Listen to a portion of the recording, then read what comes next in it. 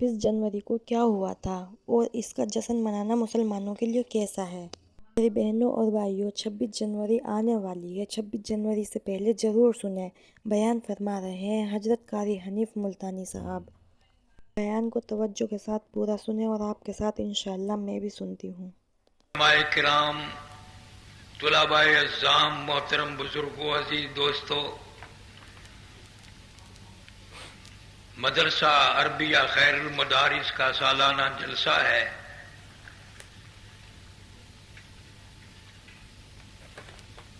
यहां स्टेज पे मैं काफी देर से बैठा था और एक ख्याल मुझे परेशान करता रहा कि या अल्लाह, तेरी कुदरत का कैसा निजाम है। कभी ये स्टेज कितना हसीन और कितना बुजुर्गों से भरा हुआ होता था।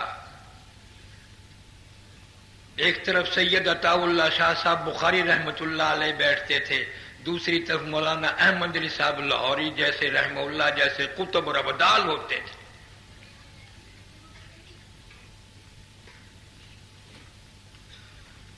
बहुत बड़ा स्टेज है ये। हम और आप इसकी अजमत को नहीं जानते। हमने इस स्टेज पे मौलाना बद्र आलम मुहाजिर मदनी रहमतुल्लाह अलैह को भी देखा। बाउल नगर में तशरीफ रखते थे तो तशरीफ लाया करते थे, और शाह जी तो हर साल तशरीफ लाते थे। बड़े बड़े हजरात यहां तशरीफ लाने वाले होते थे, और यूं मालूम होता था कि खैरुल मदारिस की एक एक ईंट से अल्लाह अल्लाह की आवाज आती है।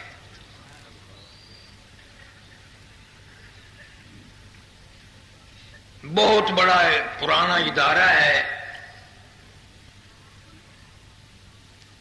और इन 10-20 साल में बड़ा जगह जगह इनकलाब आया, तब्दीली आई, निजाम बर्बाद हो गए। ये अल्लाह का बहुत बड़ा करम है कि इस दौर में भी अपनी आबो ताब के साथ ये दारुल उलूम जिंदा और ताबिंदा है। हर कमरे में इसकी रोशनी है, हर इलाके में इसका नूर है।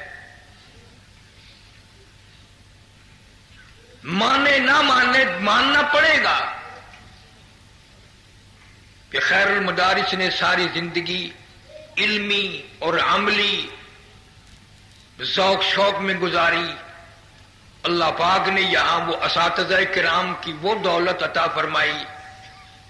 अभी कुछ देर पहले मौलाना खैर मोहम्मद साहब रहमतुल्लाह अलैह और कारी रहीम बख्श साहब रहमतुल्लाह अलैह की मैं कब्र पे खड़ा था। ख्याल की बात है, अमल अलहम्द शरीफ मैंने 3 दफा पढ़ी। जब भी पढ़ता था ख्याल आता था कारी रहीम बख्श क्या कहता होगा, गलत पढ़ रहा।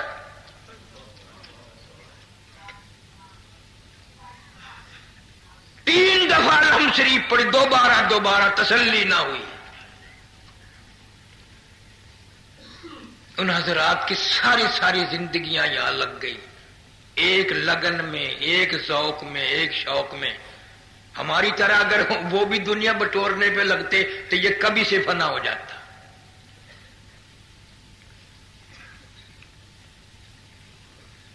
मौलाना तनवीरुल हक साहब आप हजरात को अच्छी तरह समझा रहे थे कि दुनिया यूं है और दुनिया इस तरफ जा रही है। मौलाना अब तो समझाने की जरूरत नहीं, ये हमसे ज्यादा समझदार बैठे हैं। ऐसी दौड़ है दौलत की, इख्तिदार की।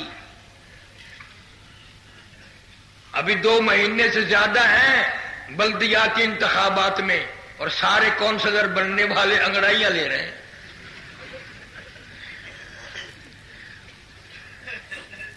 अब गलियों में झाड़ू नहीं देनी पड़ेगी, बल्कि उनके पजामे और धोती तो झाड़ू दे देंगे जो वोट मांगने आते हैं। सारी रात दरवाजा खटकेगा, अंदर से पूछा भाई कौन है? अभी जी वही तुम्हारा पुराना खिदमत गुजार चमड़े पार।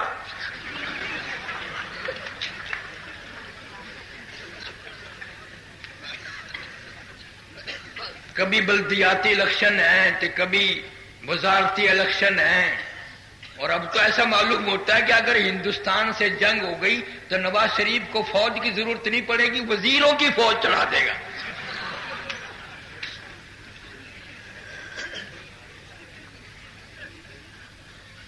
ऐसा हाल है बस। اور یہ وزیر بڑے تعلیم یافتہ ہوتے ہیں. یا خیر المدارس کا جلسہ 3 دن کا ہوتا تھا، قاسم علوم کا لانگ خواہ میں ہوتا تھا. تو یہاں ایک وزیر آیا ملتان میں. اس نے سوچا مولویوں کی تقریر تو لوگ بڑے سکون سے بیٹھ کے سنتے ہیں، اور وزیروں کی تقریر میں گنڈیریاں کھا رہے ہیں، مالٹے کھا رہے ہیں، سنتے ہی نہیں. تو اس نے کہا یہ گر ہے، پہلے درود شریف پڑھواتے ہیں مولوی. کہنے لگا سارے پڑھو درود شریف، لا الہ الا اللہ محمد.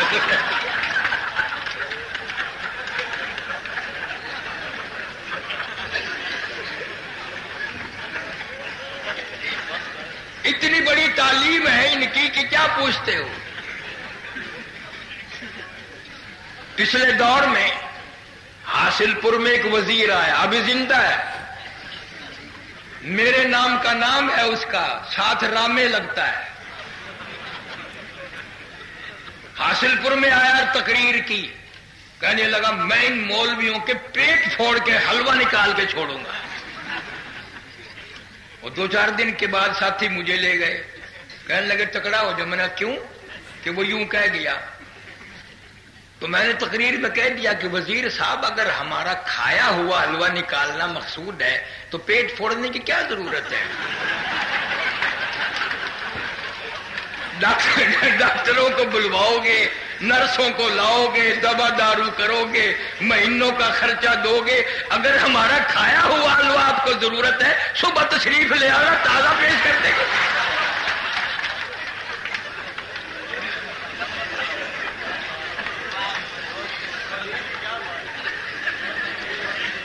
بتانا یہ چاہتا تھا کہ یہ ضرورت سے زیادہ تعلیم یافتہ ہوتے ہیں.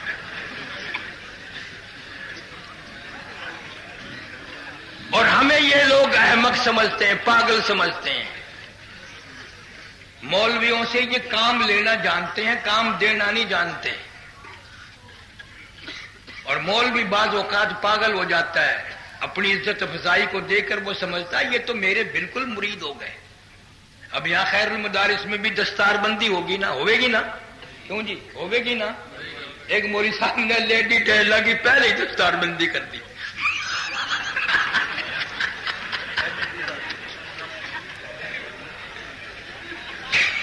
ایک مولانا نے پہلے ہی دستار بندی کر دی. اب کون سمجھائے ان کو؟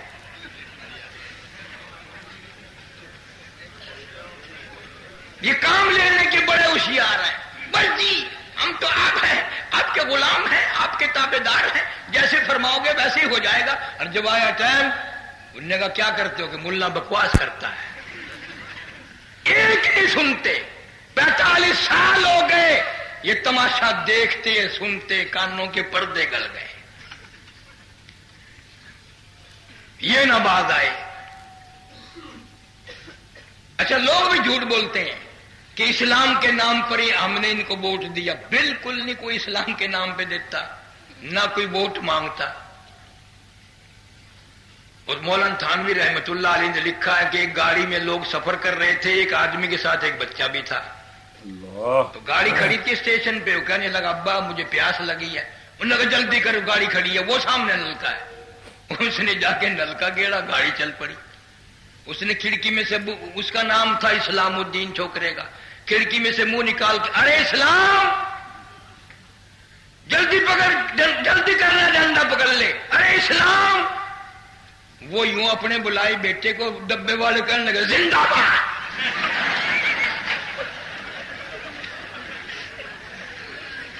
اس کا لڑکا رہ گیا، گاڑی چل گئی. مڑ کے کہنے لگا تمہارا بیڑا غرق ہو، میرا بچہ رہ گیا، تم زندہ باد مرد آباد میں لگے ہوئے. جو آتا ہے وہ اپنی چلا کر کے ایک طرف اٹھتا ہے. اسلام نعروں سے کبھی نہیں آیا. صحابہ کرام رضوان اللہ تعالی علیہم اجمعین کی پوری جماعت نے خون کی ندیاں بہا کر اسلام لائے. اسلام کے سر میں درد ہو رہا ہے. اسلام کو کوئی مرغی اٹھ رہی ہے، گھروں میں گھستا پھرتا ہے. جب ہمیں چاہیے ہی نہیں تو کیوں آ جائے؟ اسلام کا ہاضمہ خراب ہو رہا ہے، کئی جگہ نہیں ملتی اس کو جو ہمارے یہاں آئے گا. جب ہم چاہتے ہی نہیں, ہمیں ضرورت ہی نہیں تو کیوں آ جائے. اور اسلام تو ایسی چیز ہے, علماء موجود ہیں, بخاری شریف میں روایت ہے, حضور صلی اللہ علیہ وسلم نے رو دیا, فرمایا لوگوں تمہیں کیا پتا ہے 1,24,000 پیغمبروں, رسولوں, نبیوں کو جتنا اللہ کی راہ میں ستایا گیا, ان سب کے مقابلے میں مجھ اکیلے کو ستایا گیا. اشد الناس الانبیاء ثم امثل ثم امثل. اتنا ستایا گیا کہ میں تمہیں بتا نہیں سکتا. 23 برس میں ایک وقت ایسا نہیں جو پیٹ بھر کے کھانا کھایا. 23 سال میں. اما عائشہ صدیقہ رضی اللہ تعالیٰ عنہ فرماتی ہیں مدینے پاک میں جتنے دنوں نبی صلی اللہ علیہ وسلم کے گھر میں رہی اور حضور صلی اللہ علیہ وسلم زندہ رہے, ایک عرصے تک ایک کھجور کا دانہ اور ایک پانی کا پیالہ ملتا تھا 24 گھنٹے میں. کبھی اپنی ماں کا کھانا تو دیکھو.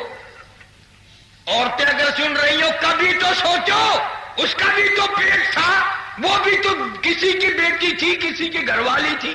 اور رو کے فرماتی ہیں کہ اس کا بھی قلق جب ہوا جب وہ ایک کھجور کا دانہ بھی نہ ملا. اور فرماتی ہیں میری آنکھ نے 3 چاند لگاتار دیکھ لیے کہ نبی کے چولہے میں آگ نہ جلی.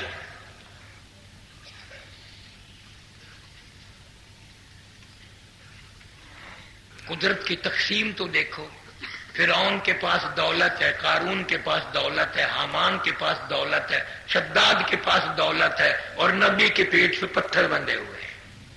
ویسے کہتا اللہ پاک میرا محبوب ہے, سارے جہان کا سردار ہے, اور پیٹ پر 2 پتھر بندھے ہوئے ہیں. اگر اللہ کو دولت سے پیار ہوتا تو نبی کا گھر سونے سے بھرتا. پتا چلا کہ اللہ کو دولت سے پیار نہیں بلکہ فاقے سے پیار ہے, اور ہم اس میں راضی نہیں. اگر ہم راضی ہو جائیں تو ایک دن میں بات بدل سکتی ہے, ایک دن میں. مگر ہمارے یہاں تو بات چیت کا نظام بھی ایسا ہے, وہ ایک چوڑیاں بیچنے والا اپنی چھبڑی میں چوڑیاں لے کے بازار میں آ گیا, آگے مل گیا میری برادری کا راجپوت, یوں لاٹھی مار کے کہنے لگا کیا ہے وہ, کہنے لگا ایک دفعہ اور کر دے کچھ بھی نہیں.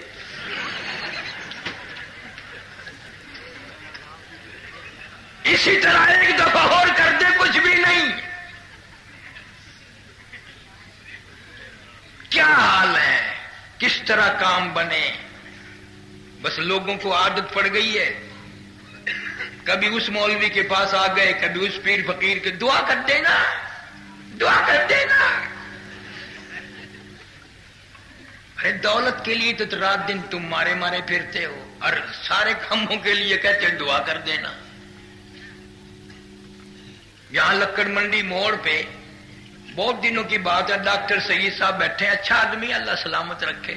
جب شروع میں دکان کھولی تو ہم دوستوں کو بلایا, بوتل پلائی, مٹر کھلائے, بوندیاں کھلائی. شیخ ستار کہنے لگا کہ دعا کرو ڈاکٹر صاحب کی دکان خوب چلے.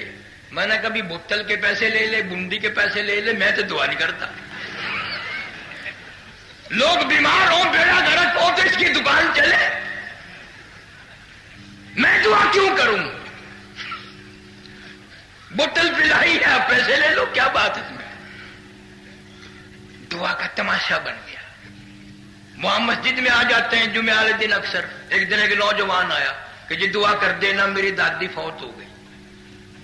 اب عادت ہے ہر آدمی پوچھ لیتے, میں نے کہا یار بیمار تھی, کہ نہیں جی. میں نے کہا پھر کیا ہوا, کہ جی VCR دیکھ رہی تھی, دیکھتی دیکھتی لیٹ گئی اور مر گئی. میں نے کہا جلدی جا دادی کی قبر پہ لکھ کے حضرت VCR شہید رحمت اللہ علیہ, اور دادی کا عرس بھرنا. اتنی نیک دادی جو VCR کے سامنے مر گئی. ایک بات اور بھی تو سوچو, جس خاندان کی دادی ایسی ہو اس کی پوتی کیسی ہوگی. یہ ہمارا معاشرہ ہے, یہ دعائیں ہو رہی ہیں. کبھی کوئی آئے گا جی ابا جان نشتر میں ہے دعا کر دینا، خدا کی قسم مر گیا ہوں، لٹ گیا ہوں، قرضدار ہو گیا ہوں، ڈاکٹروں نے میرے چمڑا پاڑ لیا، بکائے کی دعا کروں؟ بس جی یہی دعا کر دینا اللہ پاک یا ادھر کر دے یا ادھر کر دے، اصل پروگرام ادھر کا ہی ہے، اور اس اولاد کو کوٹھیاں بنا کے دو، بنگلے بنا کے دو، اور ان کو طرح طرح کی سہولتیں دو، تو بیمار پڑ گیا تو تیرے مرنے کی دعائیں مانگتے پھرتے ہیں۔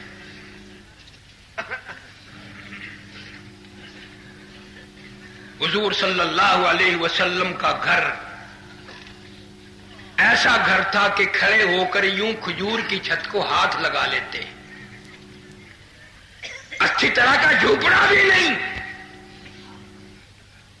مدنی کریم صلی اللہ تعالی علیہ وسلم سیدہ خاتون جنت کے مکان پہ تشریف لائے، دروازے پہ کھڑے ہو کے فرمایا بیٹی میں اندر آیا چاہتا ہوں۔ اندر سے آواز آئی تشریف لانے سے پہلے اپنی چادر اندر پھینک دو۔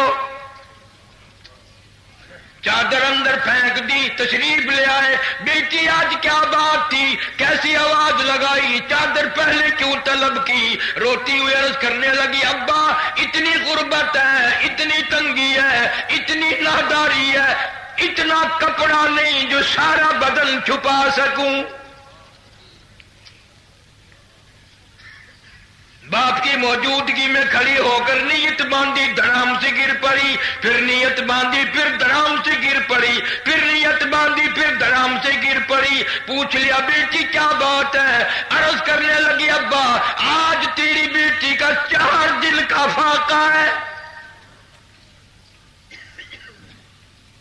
دریائے کرم جوش میں آ گیا، دعا فرما دی، یوں فرمایا بیٹی ذرا مسلح تو اٹھا کے دیکھو، ایسے ہی گھبرا گئی خام کا۔ مسلح اٹھا کے دیکھا، مسلح کے نیچے کی ساری زمین سونے کی بن گئی، ساری زمین سونے کی بن گئی، اور یوں فرمایا جتنا چاہو اٹھا لو لیکن قیامت میں حساب دینا پڑے گا۔ تم ہوتے یا میں ہی ہوتا اتنی بڑی گٹڑی باندھتے قیامت تک ختم نہ ہو۔ ہاں لیکن جب ابا کی زبان سے یہ لفظ قیامت سنا اور حساب کی بات سنی، میں تمہیں قسم اٹھا کے کہتا ہوں فاطمہ الزہرا نے 4 دن کے فاقے والی نے تھوک دیا سونے پہ اور مسلح ڈال دیا۔ ابا فاقے منظور ہے، قیامت کا حساب منظور نہیں۔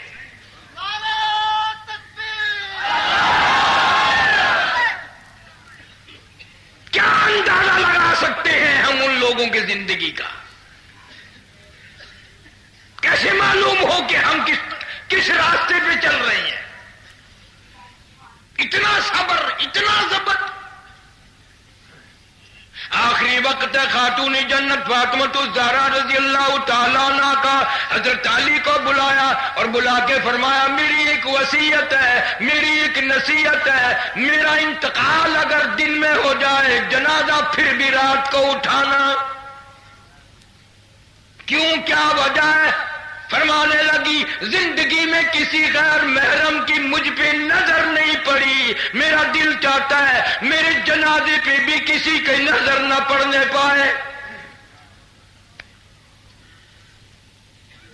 جب اتنا پردہ تھا، اتنی غیرت تھی، حضرت انس رضی اللہ تعالیٰ عنہ فرماتے ہیں حضور صلی اللہ علیہ وسلم کی وصال کے بعد 6 مہینے زندہ رہی، نہ رج کے کھایا، نہ کبھی کسی نے ہستی دیکھی، رویا کرتی تھی ہر وقت۔ اے انس وہ ہاتھ دکھا جس ہاتھ سے تم نے میرے ابا کی قبر پہ مٹی ڈالی ہے۔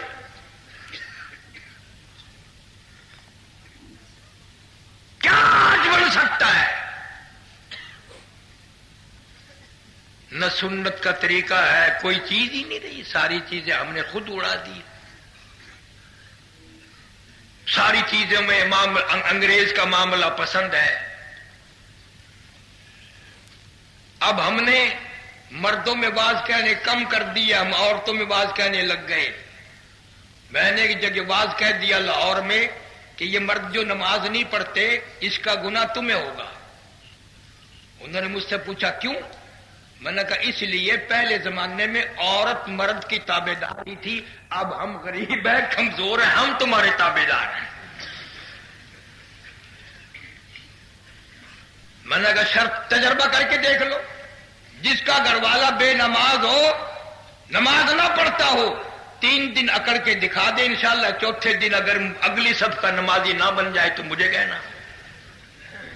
جب بھی کوئی بات کرے نا تم کہا جو بس کر، بدبخت ہے، بے نمازی ہے، بدتمیز ہے، پڑے جا۔ یوں ہی ذرا نخرہ کر کے دکھا دے، کون سا تجھے گھر سے نکلنا پڑ رہا ہے۔ اس سال کے دوسرے سال میں اس موقع پہ جب گیا تو ایک لڑکی نے مجھے بتایا کہ میری تمنا تھی کہ داڑھی والا مرد ہو میرا، لیکن ماں باپ نے شادی کی، وہ داڑھی منڈا تھا۔ یوں کا ایک دن داڑھی منہ صفا کرا کے تازہ بالکل اس طرح کا منہ بنا کے آیا جیسے وساخی بتاؤ ہوتا ہے۔ کہنے لگی مجھے شرارت سوجی، میں نے کیا کیا، آرام سے بیٹھا تھا، اس کے سر پہ اپنا دوپٹہ ڈال دیا اور سامنے شیشہ کر دیا کہ دیکھ لے تیرے منہ میں میرے منہ میں کوئی فرق ہے۔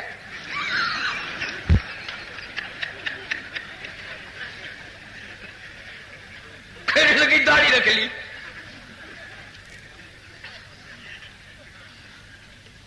یہ داڑھی جو لوگ منڈواتے ہیں، ان عورتوں کے ڈرتے تو منڈواؤں میں، ورنہ کوئی وزن تھوڑی ہے۔ ہم جو داڑھی رکھتے ہیں مزدور تھوڑے لیے پھر رہے کہ ہاں یار داڑھی چبا۔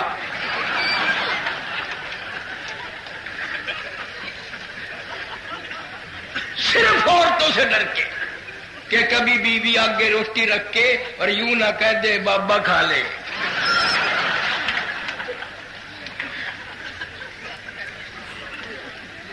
اندازہ لگاؤ، یہ ساری چیزیں اس معاشرے میں آئی ہیں اور خام خواہ آئی ہیں، کوئی حقیقت نہیں ان چیزوں کی۔ اسلام کو تو کافر لوگ بھی بہت اچھے طریقے سے جانتے تھے۔ سیدہ ام حبیبہ، سب کہہ دو زور سے، رضی اللہ تعالیٰ عنہ، ابو سفیان رضی اللہ تعالیٰ عنہ کی بیٹی ہے، سرکار مدینہ صلی اللہ علیہ وسلم کی گھر والی ہے، مومنوں کی ماں ہے۔ خود فرماتی ہیں کہ جس یہودی سے میرا پہلا نکاح تھا وہ میرے سامنے بیٹھا تھا اور رات کو میں نے خواب دیکھا۔ خواب یہ دیکھا کہ آسمان کا چاند ٹوٹ کر میری گود میں آ گیا۔ تو ام حبیبہ فرماتی ہیں میں نے اپنے خامن کو بتایا کہ رات میں نے خواب دیکھا ہے اور جب سے خواب دیکھا میرا دل خوشی سے مسرور ہے، خوشی آ رہی ہے دل میں کہ آسمان کا چاند اتر کر میری گود میں آ گیا۔ تو سیدہ ام حبیبہ رضی اللہ تعالیٰ عنہ فرماتی ہیں کہ میں نے خواب بیان کیا، میرا جو وہ خامن تھا نا کافر، اس نے او کیا نہ تو کیا، پڑاخ سے میرے منہ پہ تھپڑ مارا اور کہنے لگا ہاں جان گیا ہوں، سمجھ گیا ہوں، اس نبی کی بیوی بننے والی ہے۔ اللہ اللہ اللہ، ہے کافر اور اس کے خواب کو پہچان گیا۔ آسمان کا چاند تو وہ نبی ہو سکتا ہے اور کوئی نہیں ہو سکتا۔ اور یہ بھی فرماتی ہے کہ میں حضور کریم صلی اللہ علیہ وسلم کے سامنے بیٹھی تھی تو مجھ سے پوچھا تیرے یہ منہ پہ نشان کیسا ہے، کیونکہ میں شرم کی ماری منہ جھکا بیٹھی۔ پھر دوسری مرتبہ پوچھا، پھر تیسری مرتبہ پوچھا تو میں نے عرض کر دیا کہ یوں واقعہ ہوا تھا۔ تو فرمایا ام حبیبہ تو نے تو میری نبوت کا چاند پہلے سے دیکھ لیا۔ ہزاروں لاکھوں واقعات ہیں صحیح معنوں میں بنے اور چلے دنیا میں، ایک ایک ایسا بکریاں بھیڑوں کا کام کرتا چراتا ہے۔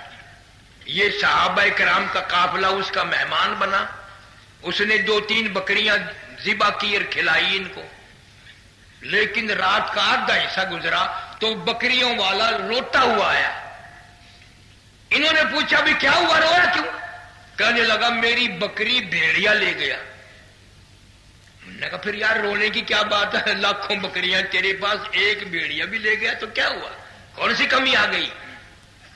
تو اس نے روتے روتے کہا کہ بکری کو نہیں روتا کہ اور اصل میں رونا اس بات کا ہے، میرے والد کی زندگی میں، میری زندگی میں بھیڑیا بکری کبھی نہیں لے گیا، آج لے کے گیا، معلوم ہوتا ہے کہ فاروق اعظم کا جنازہ اٹھ گیا۔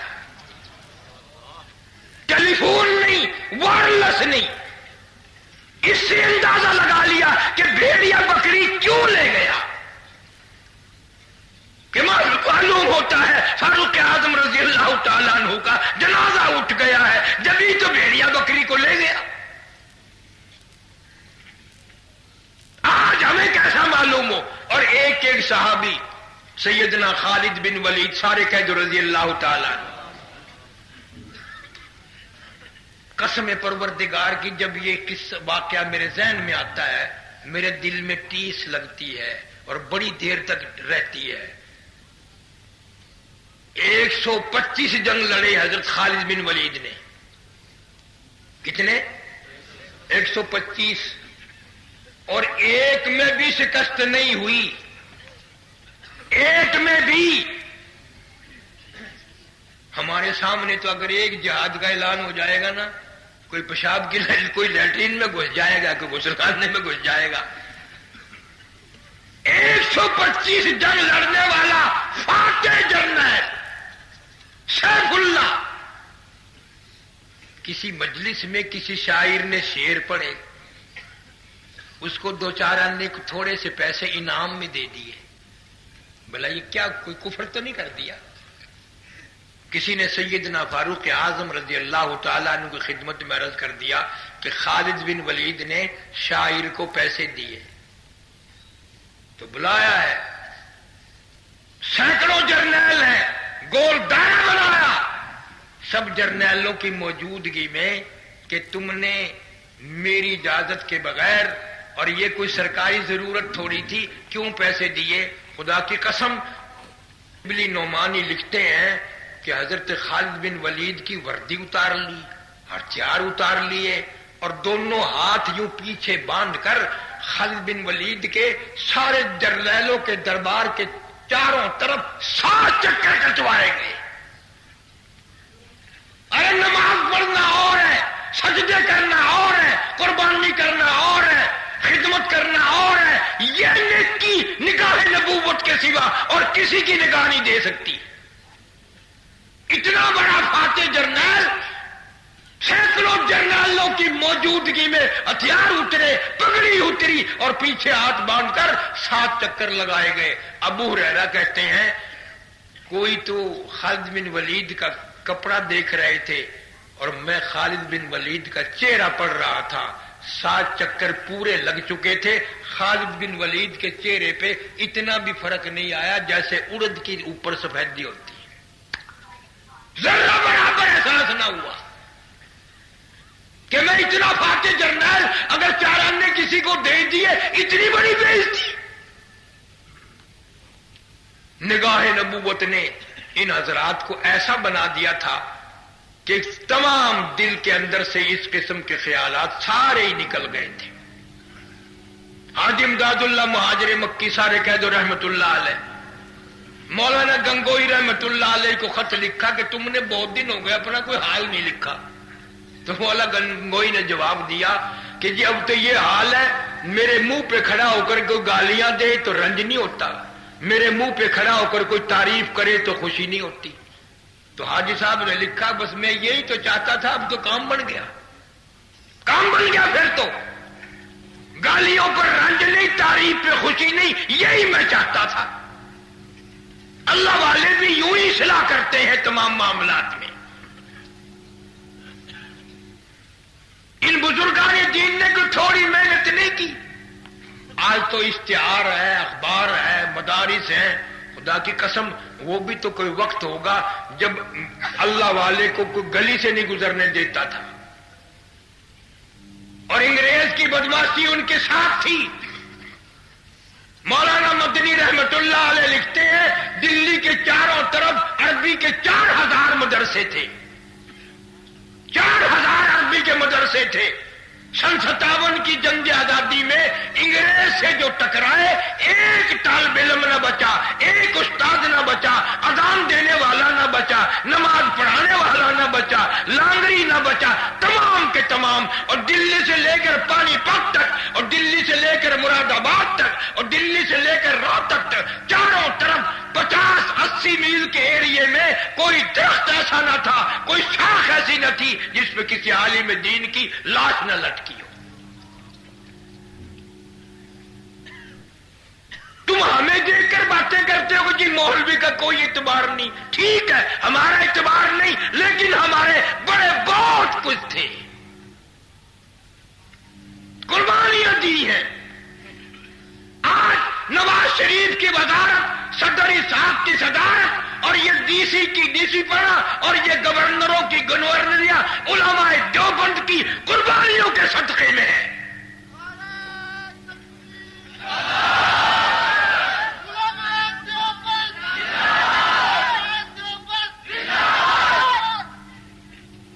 हजरत शेखुल हिंद रहमतुल्लाह अलैह जब माल्टे की जेल में भेजे गए जजीरा अंडमान में, तो समुद्री जहाज से उतरे और एक अंग्रेज आगे आगे चला कि आप लोगों को रास्ता मालूम नहीं, मेरे पीछे पीछे आ जाओ। हजरत शेखुल हिंद ने फरमाया, इस बदबख्त को बुलाओ, हम इसके पीछे नहीं चलेंगे, हम अंग्रेज के पीछे चले। जब उन्होंने पूछा कि आप चलते क्यों नहीं, तो फरमाया कि हमें पीछे होकर यूं बताते रहो कि दाएं चलो बाएं चलो, अंग्रेज आगे चलेगा तो मैं नहीं चलूंगा। और आज हम जितने भी मर्द औरत है, रात को दुआ मांग के सो में, या अल्लाह सुबह को अंग्रेजड़ी बना दे हमें। छोटा बच्चा होता ना 2-2.5 साल का, मां कोशिश करती है नुआ धुआ के, सुरमा स्याही करके और अंग्रेजी नुमा कपड़े पहना के, वो एक यहाँ को भी पहनाती है जैसे घोड़े का साज होता है, फिर उंगली पकड़ के सास के पास लाती है। खाला देखो, खुदाई कसम ऐसा मालूम होता है जैसे किसी सांप का बच्चा हो। आगे से खुश होके दादी भी कहती है, खुदा की कसम ये हमारा है ही नहीं।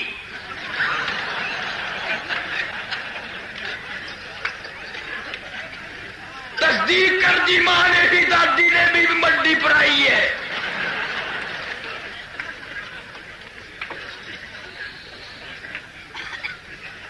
हर आदमी की तमन्ना ये है, अंग्रेज बन जाऊं, अंग्रेज बन के मरूं, अंग्रेजी कपड़े पहनूं, अंग्रेजी बर्तनों में खाना खाऊं। एक दिन लाहौर में पता नहीं बसों की हड़ताल थी, बड़ा रश स्टेशन पे, तो मेरा साथी थोड़ी देर में फिर फरा के आ गया, कहने लगे जी आज टिकट नहीं मिलता। मैंने क्यों? वो लंबी लाइन लगी हुई है। चल बा, मैंने कहा मुझे पैसे दे मैं लूंगा। वो मैं लाइन में लग गया। चलते चलते चलते चलते जब मैं खिड़की के करीब गया ना, तो एक मेरे से आगे खड़ा था बाबू, उसने और पैसे मांगे होंगे बाबू ने, तो उसने जेब से यहां से निकालने थे, यहां से निकालने थे। मैं मिला हुआ खड़ा था ना, यूं बाबू को डा हुआ और पीछे से पैसे निकाल। मैंने कहा यार यहां किससे लगते देखे। शुक्रिया मेरी बहनों और भाइयों, वीडियो को लाइक करें, चैनल को सब्सक्राइब करें, शेयर करें, कमेंट करें। अभी के लिए इतना ही, मिलते हैं अगले नए एक खूबसूरत और नए बयान के साथ। अस्सलामु अलैकुम।